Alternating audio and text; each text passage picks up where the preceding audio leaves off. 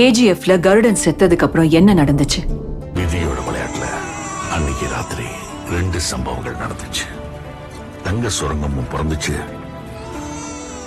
அவனும் பிறந்தான். மேற்கை ஏற்காதே வீழும் சூரியனே, தர்மம் தோற்காதே ஆளும் காவலனே. கசிந்திடும் கண்ணீரை திரும்பிட செய்யா, மறைவிடும் நெஞ்சத்தில் மழையென பெய்யா, ஆழ்மனதில் சூழும்